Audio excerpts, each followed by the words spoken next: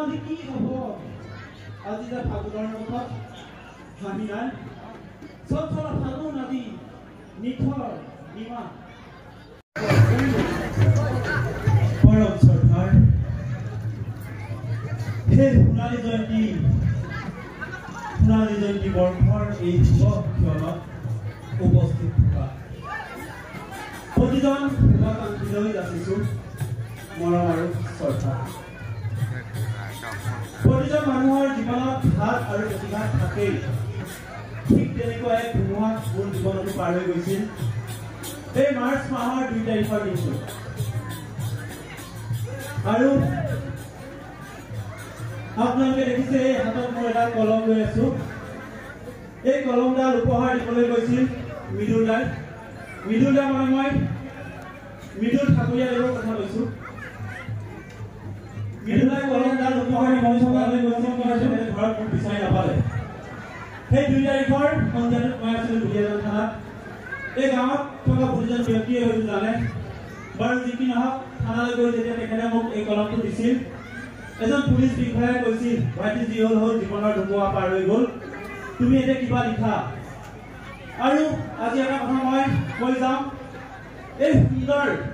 সোণালী বৰ্ষৰ অনুষ্ঠানটোৱে হয়তো মোক আজি যে আপোনালোকৰ আগত মই জীয়াই আছো তাৰ একমাত্ৰ উদ্দেশ্যৰ কাৰণে এই সোণালী জয়ন্তী বৰ্ষ অনুষ্ঠানটি বাৰু যি কি নহওক মই 3 তাৰিখৰ দিনা পুৱা 10 বজাত কি লিখিম বতৰ ডাৱৰীয়া আছিল সেইদিনা আপোনালোকে হয়তো সকলোৱে অৱগত সেইদিনা সোমবাৰ আছিল 3 তাৰিখৰ দিনা 10 বজাত মই মোৰ ৰুমত সোমাই কলমডাল জোকাৰি বহীখন উলিয়াই লৈছিলো আৰু কি লিখিম বুলি ভাবি একফালৰ পৰা লিখি গৈছিলো ৰচনা লিখাৰ দৰে কবিতাৰ নাম আজিলৈকে দিয়া নাই হয়তো মই এতিয়া আপোনালোকৰ আগত সেই নাম প্ৰকাশ কৰিব নোৱাৰিম তথাপিও মই লিখা কবিতাৰ আকাৰ দিছো কবিতা হয় নে নহয় নে কবিতা মই নাজানো আপোনালোকৰ আগত মাথো পাঠ কৰি শুনাম আৰু কবিতাটো মোৰ এনেকুৱা যে মই দ্বিতীয়বাৰ শুদ্ধও কৰা নাই মাথো লিখি লৈছো যাৰ কাৰণে মোৰ আজি মুখস্থ নাই কবিতাটো মোবাইলত লিখি থোৱা আছিল বহীখন নোট কৰি ভাবিছো আপোনালোকৰ আগত পাঠ কৰি শুনাম আৰু আজিলৈকে লিখা কবিতাবোৰৰ আটাইতকৈ দীঘলীয়া কবিতাটো মোৰ এইটো গতিকে কবিতাৰ পুনৰবাৰ কৈছো কবিতাৰ ভাৱ ভাষা সুৰ কথা ভংগিমা সকলো আপোনালোকে কাল্পনিক বুলি ভাবিব পুনৰবাৰ অনুৰোধ জনাইছো এই কবিতাৰ কথা সুৰ সকলোৱে যাতে কাল্পনিকভাৱে লয় তাকে অৱগত কৰি মই মোৰ আজি লিখাৰ শব্দকেইটা আপোনালোকৰ আগত মাথো পাঠ কৰিম বুলি জনাইছো এইখিনি ভুল হোৱাটো স্বাভাৱিক আপোনালোকে মাথো ক্ষমা কৰিব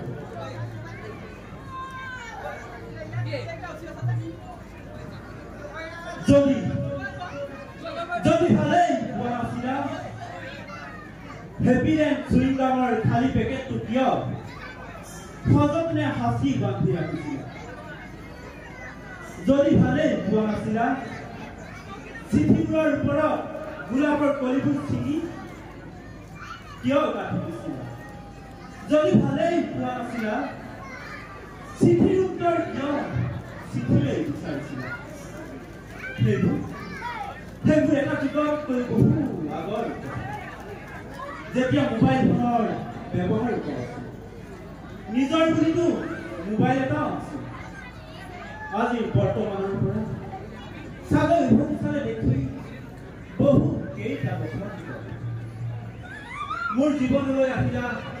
শিমল মদাৰ ফুলাৰ আৰু গলাগৈও ফাগুনৰ মাহ দি থৈ গলা উপহাৰ এসোপা দুখৰ গল্পৰ ভাল পোৱাৰ যি প্ৰস্তাৱ চিঠিৰে জনাইছিলা সেই একেই চিঠিৰেই প্ৰেমৰ সামৰণি প্ৰেমে জীৱন পাইছিল নিজ গাঁৱত আৰু মৃত্যু হ'ল আৰক্ষী চকীৰ মাত কি আশ্চৰ্য এতিয়া মাথো কেৱল সকলো বিপদ মনত পৰে প্ৰেমৰ প্ৰতিটো তাৰিখ বাৰ সময় আৰু মনত পৰে চকু জুৰি মৰম সনা চাউল আৰু বহু ঐ ল'ৰা চৰচিৰি পাও তোক দি আছো সময় চালা পাগল সেইটো তোৰ এনে সৰু সৰু কথাবোৰ শুনিবলৈকে মনে হাহাকাৰ কৰি উঠে আৰু চাগে এইবাৰ যে বহাগৰ পাতৰ মেখেলা দিয়াৰ কথাটো বৰকৈ মনত পৰিছে লগতে কৈছিলি এটা পাতৰ ব্লাউজো চিলাম বুলি ফাগুনতে এই সকলো শেষ হ'ব বহাগলৈতো বহু দিনেই বাকী বহু কথাই মনত পৰে 2014 চনৰ 26 মেৰ দিনা নাহৰকটীয়া ৰেল ষ্টেচনৰ পৰা ট্ৰেইনেৰে কৰা নামনি যাত্ৰাটোৰ কথা মনত পৰে নাওদান ৰেল ষ্টেচনৰ সিগনেল পইণ্টৰ ঘৰটোৰ ৱালত লিখা তোৰে মনে নামটোৰ কথা মনত পৰে 8 তাৰিখ 11 মাহ 2019 চনত বৰগুৰিৰ পৰা পাইজেমলৈ 407 বাছৰ একেটা চিটত বহি ফটো তোলাৰ মনত পৰে 2021 চনৰ 24 জানুৱাৰী তিনিচুকীয়াৰ নন্দন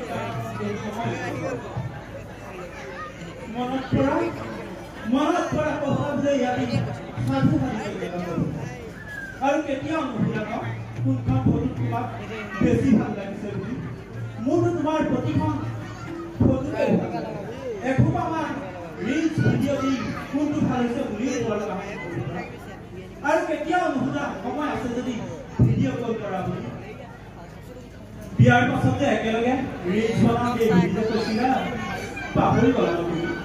যদি ভালেই মন আছিলা তেনে কিয় কৈছিলা বিবাহৰ পাছত প্ৰয়োজনত কেতিয়াবা মোৰ হাফ পেণ্ট আৰু গেঞ্জি পিন্ধাৰ কথা যদি ভালেই মন আছিলা কিয় কৈছিলা অভিমানেৰে আমাৰ ঘৰলৈ আহি গৰুৰ গোবৰ আৰু মুঠ নেপেলোৱাৰ কথা যদি ভালেই মন আছিলা তেনে কিয় কৈছিলা আনক ক'ব নোৱাৰা বহু বৰকৈ মনত পৰিছে 2011 চনৰ 31 মাৰ্চ দিনটোৰ দুপৰীয়াৰ ভাত খাবলৈ যে বাৰীৰ খাপৰ পৰা ভাত পাবলৈ মাতিছিলা ভাতৰ পাতত বহি চকুৱে চোৱা লাজুকী চাউল মনত পৰে জানো তোমাৰ নাই নপৰে তোমাৰ মনত একোৱেই নপৰে প্ৰায় দেওবৰীয়া দুপৰীয়া নিউজ লাইভৰ চেনেলটোত দিয়া গুণ্ডা ছবিখনৰ মোৰ গান সাগৰৰ সমান গীতটো যে দুইৰে কিয় আছিল মনত পৰে জানো তোমাৰ আজিও যে ছবিখনত খোৱাৰ দৰেই কামুৰি খোৱা কমলাৰ ফুটটোৰ কথা মনত পৰে নে তোমাৰ 2012 চনৰ 24 ফেব্ৰুৱাৰীৰ কথা আৰু বহু কথা যিবোৰ কথা কাকো নোৱাৰি ক'ব আনৰ বাবে সেয়া অশ্লীলতা আমাৰ বাবে শিশু আছিল সীমা শিক্ষাৰ পোৱা আনৰ বাবে অশ্লীলতা আমাৰ বাবে অদম্য বেয়া আৰু ভাল বুলি দুটা ভাগত বিভক্ত নাছিল কথাবোৰ কাৰণ যে ক'তো লজ্জা নাছিল কোনো ৰক্ষা তোমাৰ দেহত থকা প্ৰতিটো তিল আৰু মাহৰ হিচাপ মই জানো তোমাৰ মা দেউতাই নাজানে কেতিয়াবা চকুৰ আগত তিলবিলাক থাকে তোমাৰ দেহৰ নিম্নাংশত থকা সেই মাহটোৰ তুমি বাঢ়ি যোৱাৰ দৰে সিও বাঢ়ি গৈছে তাৰ হিচাপত লাহে লাহে তথাপিও ভাল লাগে কিবা এটা মনত পৰে নে তোমাৰ 2021 চনৰ 21 জুন তাৰিখৰ কথা কৰোনা পজিটিভ বুলি তোমাৰ নামেৰে চিঞৰিছিল যেতিয়া আঁতৰিছিল সকলো তোমাৰ পৰা বিপৰীতে মৰণক ফৰম দি একমাত্ৰ মই তাক চাপিছিলোঁ ভাগি নপৰিবলৈ বুজাইছিলোঁ সাহস দিছিলোঁ সমভাগী হৈছিল সেই আছো দিয়া তথ্য কাৰণ মই যে তোমাৰ কোনোৱেই নাছিলোঁ 2024 চনৰ কৃষ্ণ জন্মাষ্টমীৰ সন্ধিয়াটোৰ কথা বাৰু নকয় বহুত কথাই মনত পৰিলেনো আজি কি হ'ব আজি যে ফাগুনৰ মুখত হাঁহি নাই চঞ্চল ফাগুন আদি নিথৰ নিমাত হৈ পাখি ভাঙি পৰি গ'ল মনত পৰিলেনো আজি কি হ'ব আজি তুমি অচিনাকি হ'লা য'ত চিনাকি ৰখাৰ বাটেই নাৰাখিলা মনত পৰিলেনো আজি কি হ'ব নিভাজ ভাল পোৱা নিজ হাতেৰে হত্যা কৰিলা মাথো খাটি হৈ ৰ'ল 14টা বছৰ কৰিছিলা মোৰ কিমান ভাল পোৱা ধন্যবাদ আৰু ইয়াৰ লগে লগে মই আপোনালোকৰ ক'ব বিচাৰিছোঁ এই কবিতাটোৰ শিৰোনাম মই নিজেই ভবা নাছিলোঁ যেতিয়া আপোনালোকৰ আগত মোৰ জীৱনৰ